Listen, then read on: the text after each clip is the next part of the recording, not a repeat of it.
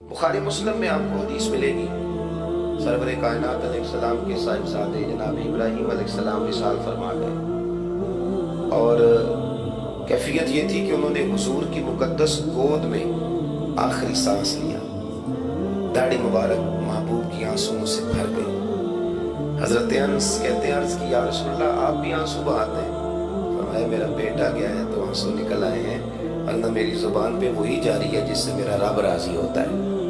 اسی دن نہ جس دن سرکار کے صاحبزادے کا وصال ہوا اسی دن سورج کو گرہن ہو گیا۔ کچھ لوگوں نے بات جوڑ دی، کہنے لگے کہ آج چونکہ حضور سید عالم علیہ السلام کے صاحبزادے کا وصال ہو گیا تو آج دیکھو سورج کو بھی گرہن ہو گیا۔ بات جوڑ دی، غم کی کیفیت تھی، سرکار کی مقدس داڑھی آنسوں سے بھری ہوئی تھی، حالات کا تقاضا اور اس کی سمت کچھ اور تھی۔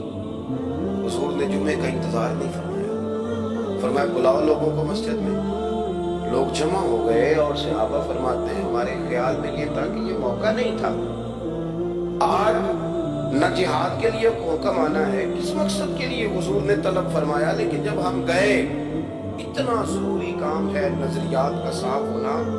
اللہ کے محبوب نے لوگوں کو اسی دن بلا کے فرمایا لوگوں سنو، سورج اور چاند کو جب گرہن لگے تو استغفار پڑھا کرو، تسبیحات کیا کرو، نوافل ادا کیا کرو، اللہ کے حضور حاضر ہوا کرو۔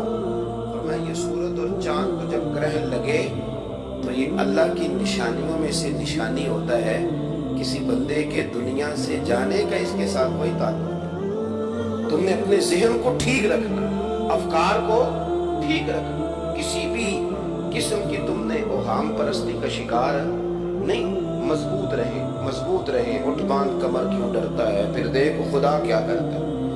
آپ مضبوط رہیں، جب مضبوط رہیں گے تو انشاءاللہ توانائی اللہ کی طرف سے عطا کر دی جائے گی۔ دوسری بات، نبی پاک صلی اللہ تعالیٰ علیہ وسلم نے تمام انبیاء کرام علیہ السلام کے بارے میں لوگوں کے ذہنوں کی اصلاح کی۔ آپ کبھی قرآن حکیم کا مطالعہ فرمائیں، احادیث مبارکہ کو پڑھیں تو میرے محبوب کریم کی شان یہ ہے کہ حضور نہ انبیاء کی شانیں بیان کرتے ہیں۔ حضرت موسیٰ کلیم اللہ ہیں، کس نے ہمیں بتایا؟ قرآن و حدیث نے بتایا۔ شانیں بیان کی نبیوں کی، عظمتیں بیان کی۔ حضرت ابراہیم خلیل اللہ ہیں، یہ ہمیں قرآن نے بتایا، حضور نے بتایا، لیکن ساتھ ہمیں یہ بھی بتایا کہ ہیں یہ اللہ کے بندے، ہیں یہ اللہ کے رسول۔ نبی پاک صلی اللہ تعالیٰ علیہ وسلم نے افکار اور نظریات انبیاء کے بارے میں لوگوں کے درست فرمائے۔ مجموع زوائد میں حضرت مولا علی شیر خدا رضی اللہ تعالیٰ عنہ کی حدیث مروی ہے، ایک بدو آ گیا حضور کی بارگاہ میں کچھ مانگنے کے لیے۔ مولا کائنات رضی اللہ تعالیٰ عنہ فرماتے ہیں سرکار جب کسی بات کا جواب نہ دینا چاہتے تھے تو خاموش ہو جاتے تھے، کچھ دیر خاموش رہتے تھے، اور حضور کا خاموش رہنا بھی ہمارے محدثین نے محفوظ کیا۔ اقسام حدیث میں سے ایک حدیث ہے جسے حدیث تقریری کہا جاتا ہے، وہ حدیث ہے جس میں حضور خاموش رہے، کوئی کام کیا گیا تو سرکار خاموش رہے۔ حضرت مولا علی کہتے ہیں حضور نہ خاموش ہو گئے، لیکن چونکہ دیہاتی تھا، سادہ تھا، اس نے جب بار بار گفتگو چھیڑنا چاہی تو پھر حضور نے فرمایا چل پھر مانگ لے کیا مانگتا ہے، مانگ لے پھر کیا مانگتا ہے، کر سوال۔ دیہاتی تھا، سادہ آدمی تھا۔ مولا کائنات فرماتے ہیں ہمیں یوں لگا کہ اب نہ یہ آخرت اپنی سوال کرے گا، جنت کا سوال کرے گا، لیکن بڑا ہی سادہ تھا۔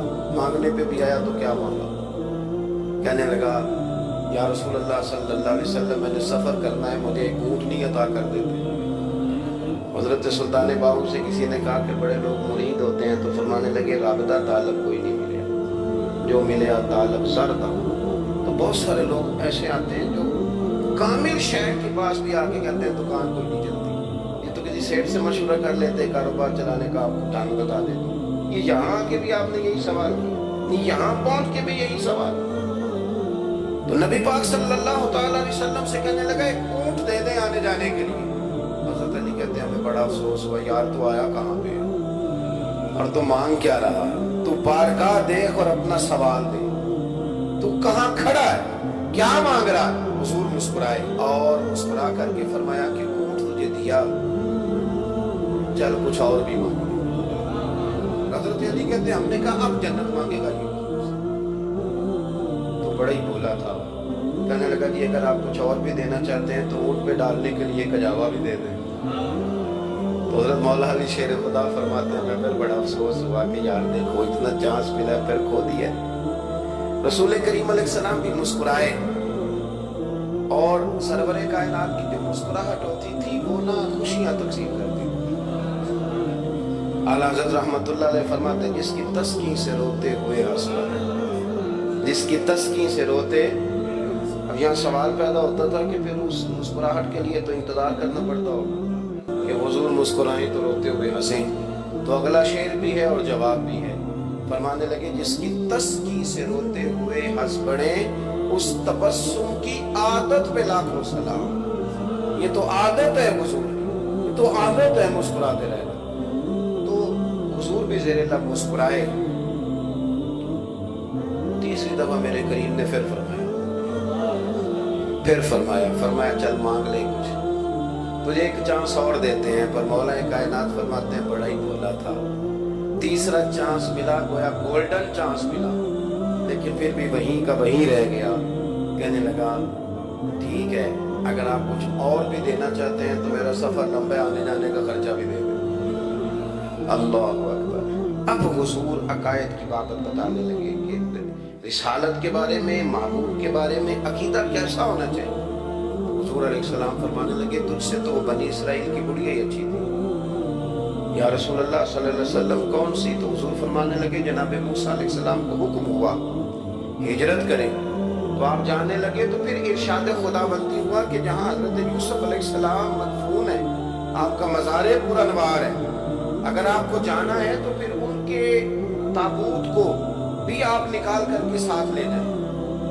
حضرت سیدنا موسیٰ علیہ السلام نے لوگوں سے پوچھا تمہیں پتہ ہے جناب یوسف کا مزار کہاں؟ کسی کو نہیں پتا، ایک بوڑھی اماں ہے ضعیف العمر، اس کو خبر ہے۔ حضرت موسیٰ علیہ السلام نے اس سے کہا اماں تو بتائے گی کہ حضرت یوسف کا مزار کہاں ہے؟ تو کہنے لگی بتاؤں گی پر مفت نہیں بتاؤں گی۔ یہ حضور بیان کر رہے، بتاؤں گی پر فری میں نہیں بتاؤں گی، میں نہ مفت تھوڑی بتاؤں گی۔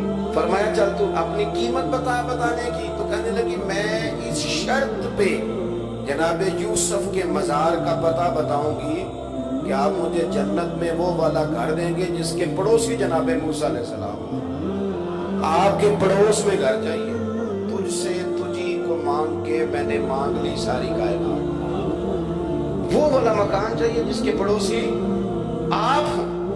تو حضرت موسیٰ کلیم فرمانے لگے اماں چل جنت مانگ، تو نبیوں کے قریب مکان مانگ رہی ہے، وہ تو بڑا اونچا درجہ ہوگا، تم بڑی دور پہنچ گئی، اتنی بڑی سوسائٹی میں پلاٹ مانگ لیا، وہاں پہنچ گئی۔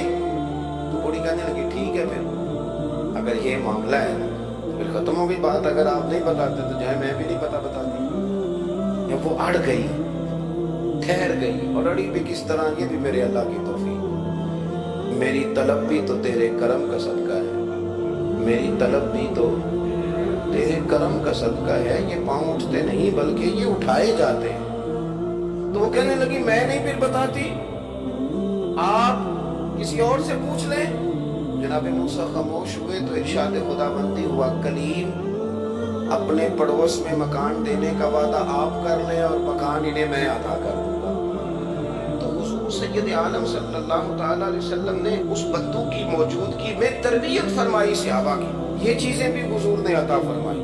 لیکن جب تمہیں کہا جائے مانگو تو پھر یہ کریم رسول کا دروازہ، مانگیں گے مانگے جائیں گے اور منہ مانگی پائیں گے۔ سرکار میں نہ لا ہے نہ حاجت اگر کی